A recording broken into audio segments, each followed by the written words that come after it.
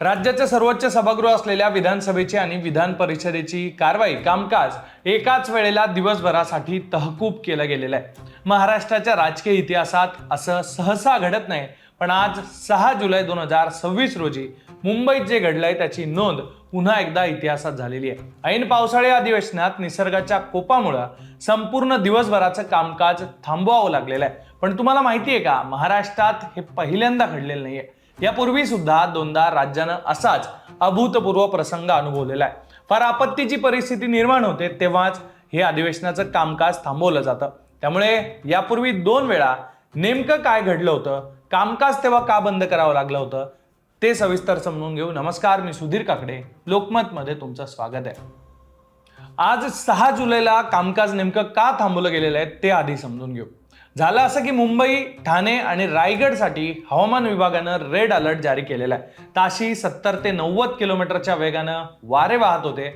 मुसळधार पावसामुळे मुंबईची लाईफलाईन विस्कळीत झालेली आहे। रस्त्यावर पाणी आहे, लोकल बंद आहे, विमानं सुद्धा डिले झालेले आहेत। पण खरा फटका बसला तो नागपूर आणि इतर भागातून विमानाने येणाऱ्या आमदारांना। अनेक आमदारांची विमानं डायव्हर्ट झाली तर काहींना उशीर झाला।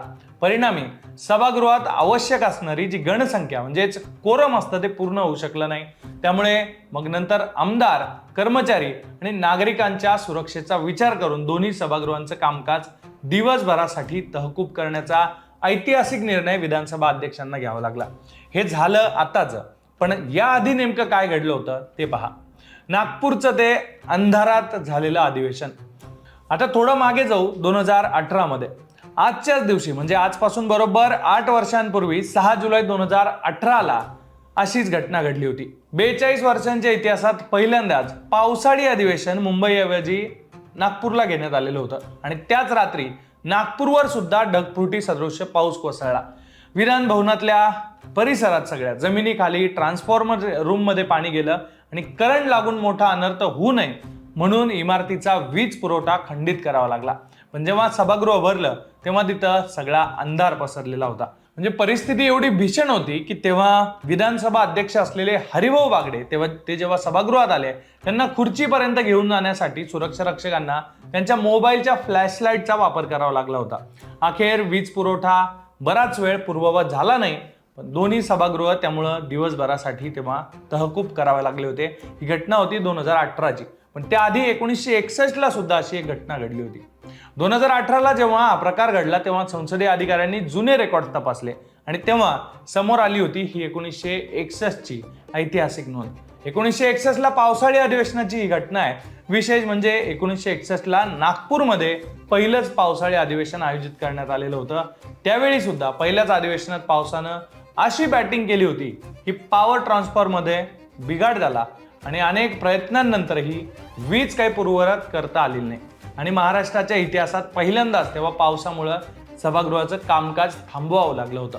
त्यामुळे सगळ्यात आधी 1961, त्यानंतर 2018 आणि आज 6 जुलै 2026 निसर्गाच्या शक्तीसमोर सगळ्यांना झुकावं लागतं आणि तसंच इथे झालंय।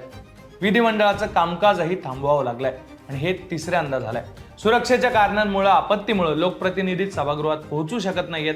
त्यामुळे भूतकाळातले दाखले देत आज हे अधिवेशन कामकाज पुन्हा एकदा दिवसभरासाठी थांबवण्यात आलेलं आहे। तर अशा या सगळ्या 3 ऐतिहासिक घटना होत्या आणि अशा पद्धतीनं सभागृहाचं, राज्याच्या सर्वोच्च सभागृहाचं कामकाज हे थांबवावं लागलेलं आहे। एकूणच मुंबई आणि सगळ्या परिसरामध्ये आजची जी परिस्थिती आहे पावसाची 6 जुलैची ही अत्यंत गंभीर आहे। अनेक ठिकाणी वाहतूक विस्कळीत झालेली आहे, जनजीवन विस्कळीत झालेलं आहे। त्यामुळे तुम्ही सुद्धा घरात थांबा, काळजी घ्या, गरज असेल तरच बाहेर पडा असं आवाहन प्रशासनाकडून करण्यात आलेले आहे। या सगळ्या परिस्थितीवर आणि ज्या ऐतिहासिक घटना मी तुम्हाला सांगितलेल्या आहे त्याबद्दल तुमच्या प्रतिक्रिया काय त्या कमेंट बॉक्समध्ये लिहा आणि अशाच इंटरेस्टिंग माहितीसाठी लोकमत पाहत राहा।